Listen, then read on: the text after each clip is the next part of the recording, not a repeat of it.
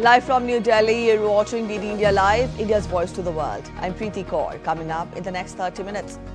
India's global outreach continues. Multi-party delegations spread message of zero tolerance towards terrorism in all its forms.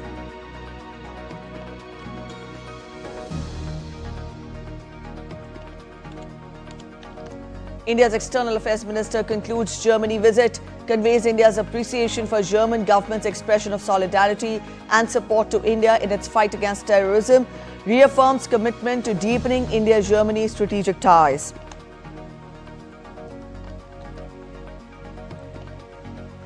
Ukraine says massive drones attack hit Kyiv, warns of missile threat. Attacks come even as Ukraine and Russia pursue the biggest prisoner swap since February 2022.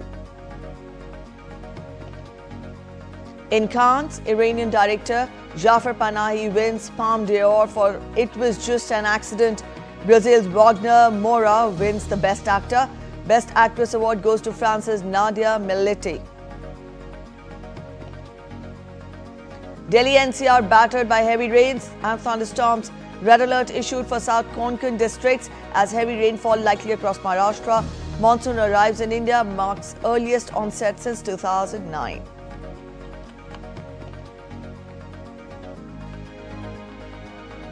In badminton, India's Kidambi Srikanth to face China's Li Shifeng in Malaysia Masters final.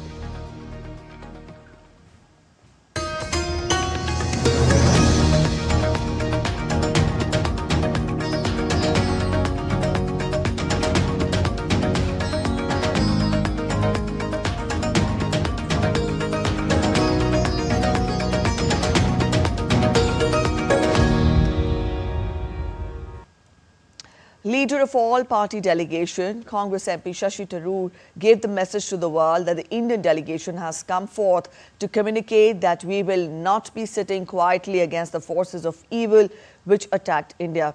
He delivered the remarks while speaking to the media outside the 9/11 memorial. He gave a call to the global community for standing together with mutual solidarity and strength against the menace of terrorism. Tharoor said that the visit to the 9/11 memorial is a solemn reminder of how, just like the US, India has been subjected to terrorism. We are suffering the same wounds all the time. And what we would like very much for the American public and American political opinion to do is to understand what India has gone through and why solidarity, support and resolve are so important to resist this. Just as the US has exercised its right of self-defense, we have been doing the same thing, and we will need to do it in future. We need your understanding, we need your support, and we need your solidarity. Speaking about how India has been subject to terror acts time and again, Tharoor underlined that India is not going to stop the hunt for those who did this latest atrocity. He also expressed confidence in the Indian diaspora to influence and shape the public opinion. The delegation, which is presently in the United States, will also visit Guyana, Panama, Brazil and Colombia. The all-party delegation led by Congress MP Shashi Tharoor comprises of Shambhavi Chaudhary, Lok Jan Shakti Party, Sarfaraz Ahmed from Jharkhand Mukti Morcha, GM Harish Balayagi from Telugu Desam Party, Shashank Mani Tripathi, Tejasvi Surya, Bhubaneswar K. Lata, all from BJP, Malik Arjun Devra from Shiv Sena and former Indian ambassador to the US, Taranjeet Singh Sandhu. The delegation will project India's national consensus and firm stance on combating terrorism in all its forms. They will carry India's strong message of zero tolerance against terrorism to the global community during their outreach.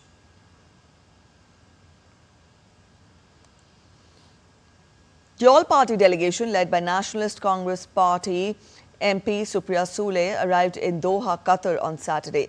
The delegation includes BJP's Rajiv Pratap Rudy, Anurag Singh Thakur and V. Muralidharan, Congress's Manish Tiwari and Anand Sharma, TDP's Lavu Sri Krishna Devarayalu, AAP's Vikramjit Singh Sahni and former UN Ambassador Saeed Akbaruddin. The all-party delegation aims to project India's national consensus and firm stance on combating terrorism in all its forms.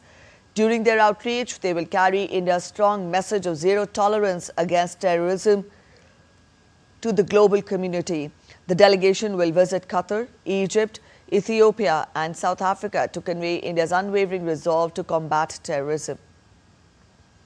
And also, this was demonstrated during Operation Sindoor. India has selected 7 groups consisting of 8 to 9 members from various political parties to represent its stance of zero tolerance against terror and brief the representatives of other countries on Operation Sindoor.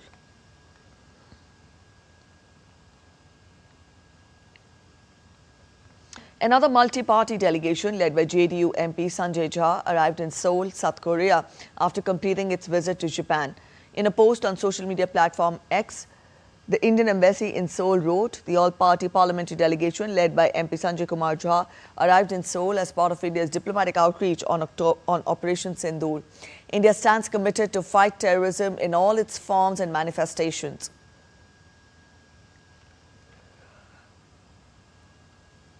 During his visit to Japan, the delegation talked of the dastardly April 22nd Pahalgam terror attack and subsequent Operation Sindoor.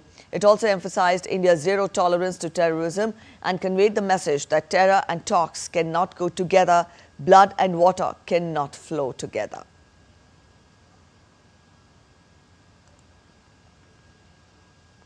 India's External Affairs Minister, Dr. S. Jaishankar, concluded his official visit to Germany. Dr. S. Jaishankar's visit within the month of the new government formation in Germany is reflective of the high priority both sides attach to the bilateral ties.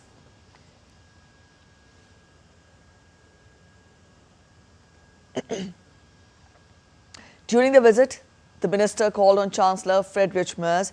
In his meeting with Chancellor Merz, Dr. Jaishankar conveyed the warm greetings and best wishes of Prime Minister Modi to the new federal government in Germany.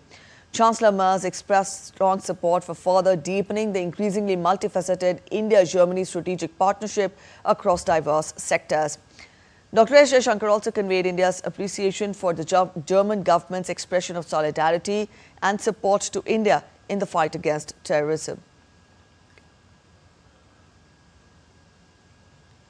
Dr. S. Jaishankar also held comprehensive talks with his German counterpart, Johann Wadephul, and met with Katharina Riesch, Federal Minister for Economic Affairs and Energy.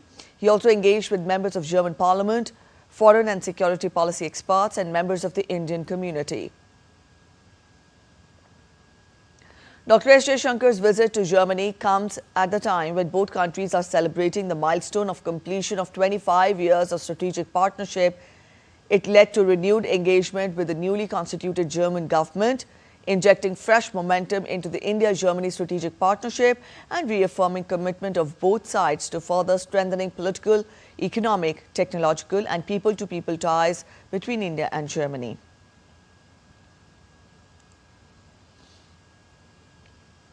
Prime Minister Narendra Modi chaired the 10th Governing Council meeting of NITI Aayog, focusing on Vixit Rajya for Vixit Bharat at 2047. With states as key partners, the vision of a developed India gains momentum.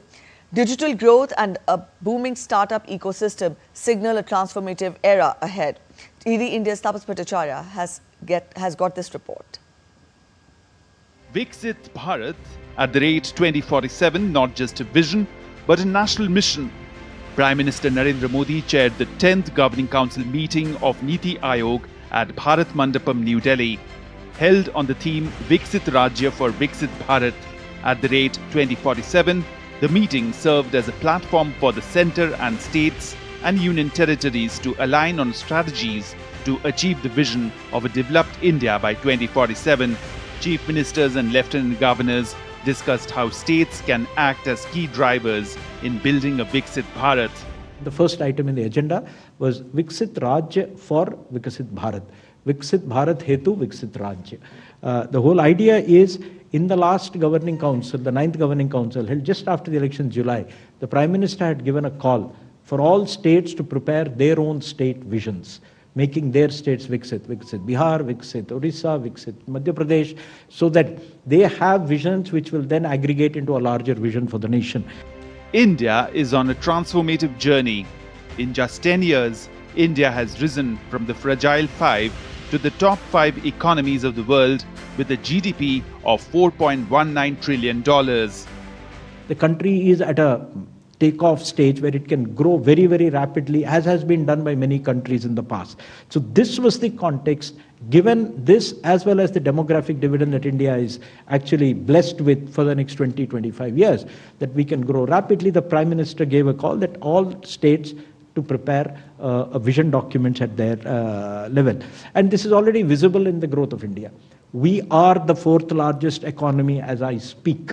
We are a $4 trillion economy as I speak. And this is not my data, this is IMF data. India today is larger than Japan. Digital India is bringing governance closer to 140 crore citizens, and as the world's 3rd largest startup ecosystem, marks the dawn of a new era for New India. Tapas Bhattacharya's report for DD India.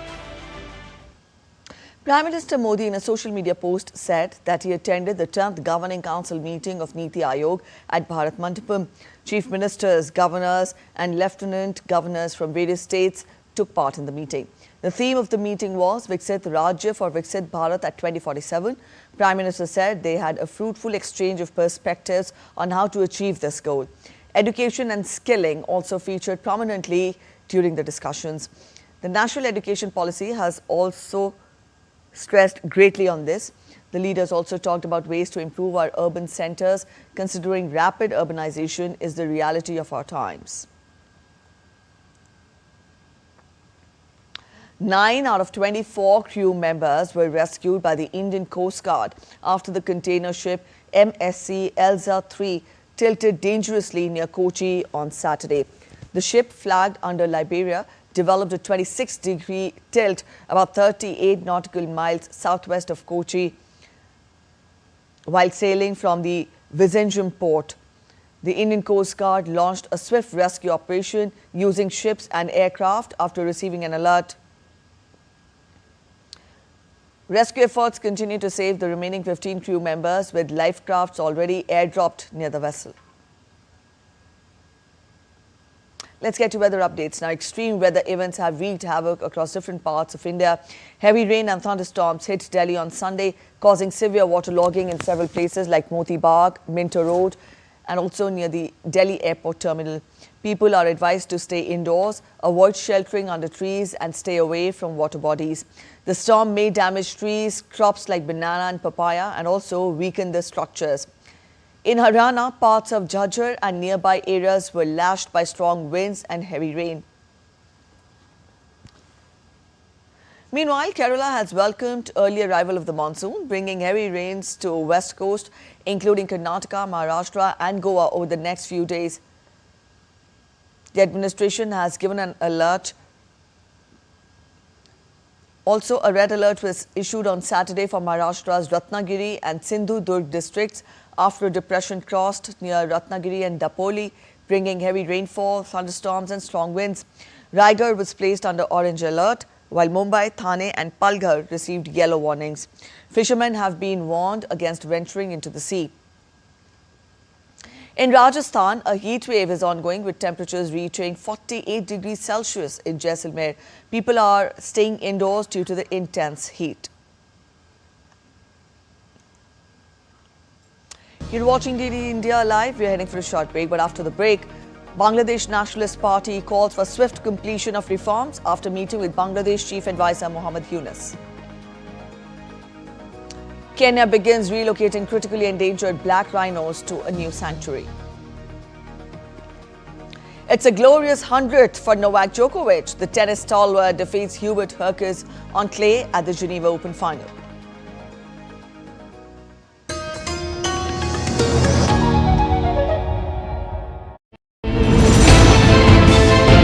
Geopolitics and trade deals. Economic challenges amid development. Hard work and the path to prosperity. It's the economy always. Between walkers, money is what money does and says. Supply creates its own demand. Between the bulls pulls and bears tears. When supply chains globalization and India rises to the podium. We'll get you centered with the economic brief at 8 p.m. every Thursday on DD India.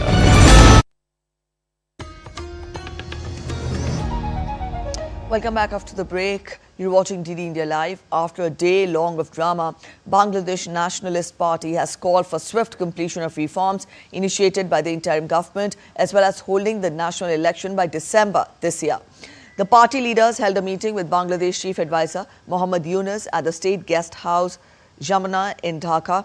After the meeting, the party's standing committee member Khandakar Musharraf Hussain briefed reporters and called for completing the reforms quickly and holding the national election by December. BNP also demanded the announcement of a roadmap for the election. BNP standing committee members also demanded the removal of National Security Advisor and 2 student advisors. Amid an unfolding of political crisis, the BNP held its meeting primarily focusing on elections. The chief advisor also met Bangladesh Jamaat-e-Islami and National Citizen Party separately. In the latest update on Russia-Ukraine conflict, Kyiv came under attack from more than a dozen Russian drones early on Sunday, authorities said, as they warned of an incoming missile threat. Officials said the attack injured at least 7 people as fragments set an apartment building on fire and damaged homes. Taking to social media posts, the head of Kyiv city's military administration, Timur Kotrenko, said that more than a dozen enemy drones were in the airspace. Some of the drones over Kyiv and the surrounding areas have already been dealt with, but the new ones are still entering the capital. Kyiv mayor said that the city was under attack, but air defenses are operating, urging the citizens to take shelter. The successive overnight attacks come even as Russia and Ukraine pursue the biggest prisoner swap.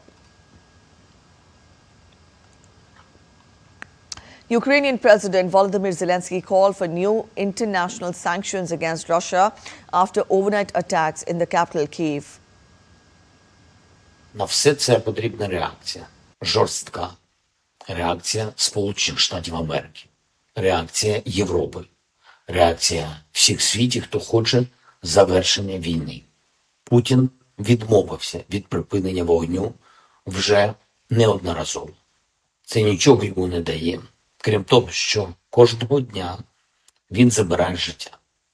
Кожен день дає приводи для нових санкцій проти Росії. Кожен день доводить, що без тиску на Росію війна триватиме. Meanwhile, Russia's defense ministry said early on Sunday that its air defense units had intercepted and destroyed 95 Ukrainian drones over Russia, mostly central and southern regions, but also around Moscow. Taking to the social media post, Moscow Mayor Sergei Sobyanin said that the number of drones destroyed or intercepted near the capital had risen to 11. The activity prompted the closure of Moscow's 3 airports for the time being. On Saturday, both the countries exchanged 307 prisoners each as part of a 1,000-person deal in the biggest swap of the conflict so far. Saturday's swap was announced by Russia's defense ministry and separately by Ukrainian President Volodymyr Zelensky in a post on social media platform Telegram. Zelensky said in just these 2 days, 697 people have been brought home. Expect the process to continue on Sunday as well. He also said that among those who returned are warriors from armed forces, the State Border Guard Service and the National Guard of Ukraine. Meanwhile, Russian Defense Ministry posted a 19-second video showing Deputy Defense Minister Alexander Fomin greeting the released prisoners of war who called their families to say that they had been exchanged and stay in good shape. Earlier, Russian Foreign Minister Sergei Lavrov said that Russia would be ready to hand Ukraine a draft document outlining conditions for a long-term peace agreement once the current prisoner exchange was completed. U.S. President Donald Trump delivered a fiery commencement address at the West Point Military Academy in New York. Addressing 1,002 graduating cadets, Trump mixed leadership advice with sharp criticism of diversity, equity and inclusion programs. He emphasized his administration's rollback of DEI policies, vowing an end to critical race theory and transgender for everybody in the military. Trump declared the military's job is to dominate any foe and annihilate any threat to America anywhere, anytime, and any place. Kenya has begun relocating 21 critically endangered black rhinos to a new sanctuary at Sigera Conservancy.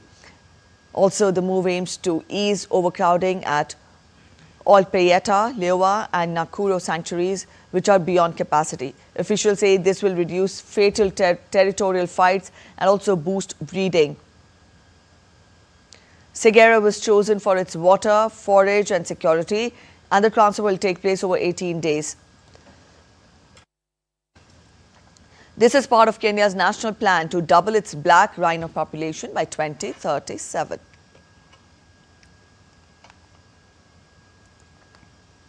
Let's get you updates from the world of sports now. In badminton, India's Kidambi Srikanth will face China's Li Shifeng in the final of Malaysia Masters on Saturday. While most Indian shuttlers bowed out earlier at the Malaysia Masters 2025, Kidambi Srikanth kept India's hopes up and delivered a much-needed spark. The 32-year-old earlier stunned Japan's Yushi Tanaka in the semi-finals. Sunday's clash marks a significant milestone for Kidambi Srikanth, who returns to a tournament final after a long gap. The last time he featured in the championship match was at the 2021 BWF World Championships, where he claimed silver following a loss to Loh Keen Yew of Singapore. On to tennis, Novak Djokovic clinched his 100th career title as he defeated Hubert Hurkacz for 5-7, 7-6, 7-6 in 3 hours and 5 minutes on clay at the Geneva Open final on Saturday. Djokovic had not won a tournament since his maiden Olympic gold medal in Paris last year, while his last tour-level title had come at the ATP Finals in 2023. It looked like Djokovic's wait for the 100th title would continue as he was down 2-4 in the final set before he made a comeback to beat the big serving Pole in the final. The Serbian maintained a perfect record against the 28-year-old Hurkacz with his 8th win in as many meetings.